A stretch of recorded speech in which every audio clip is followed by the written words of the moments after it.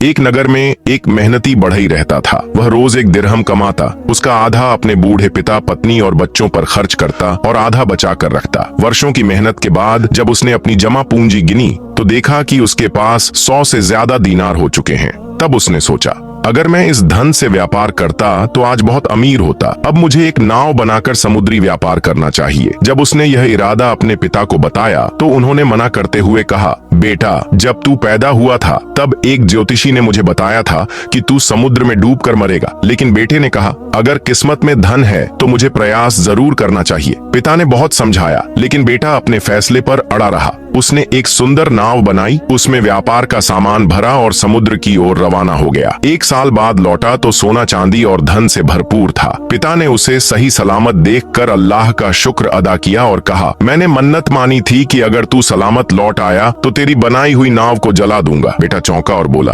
अब्बा जान, क्या आप मेरी मेहनत को नष्ट करना चाहते हैं? पिता बोले, नहीं बेटा, मैं चाहता हूँ कि अब तू अल्लाह की रजा वाले कामों में लग जाए। मगर बेटा फिर से व्यापार के लिए निकल पड़ा। इस बार जब वह लौटा तो पहले से कहीं ज्यादा माल लेकर आया। वह गर्वित था मगर पिता चिंतित। फिर तीसरी बार जब बेटे ने यात्रा का इरादा किया तो पिता फूट फूट कर रो पड़े और बहुत विनती की, लेकिन बेटे ने कोई ध्यान नहीं दिया। वह इस बार 2 नावों के साथ रवाना हुआ। जैसे ही काफिला समुद्र के बीच पहुंचा, एक भयंकर तूफान आया और दोनों नावें आपस में टकराकर नष्ट हो गईं। वह व्यापारी और उसके सारे साथी समुद्र में डूबकर मर गए। उसके बूढ़े पिता को बेटे का शोक खा गया और कुछ ही दिनों में वह भी इस दुनिया से विदा हो गए। बढ़ई की सारी दौलत उसकी पत्नी, बेटी और बेटे में बट गई। पत्नी ने दूसरी शादी कर ली, बच्चे भी अपने अपने घर बस गए और वह धन जो बढ़ई ने जान जोखिम में डालकर कमाया था, दूसरों के हिस्से चला गया। साधु ने कहा, मुझे उन लोगों पर बहुत आश्चर्य होता है जो अपने शरीर को कष्ट देते हैं लेकिन दूसरों के लिए धन जोड़ते हैं। हे मनुष्य, कम में गुजारा कर, थोड़ी तकलीफ जरूर होगी पर लाभ अधिक होगा। अगर कुछ संचित ही करना है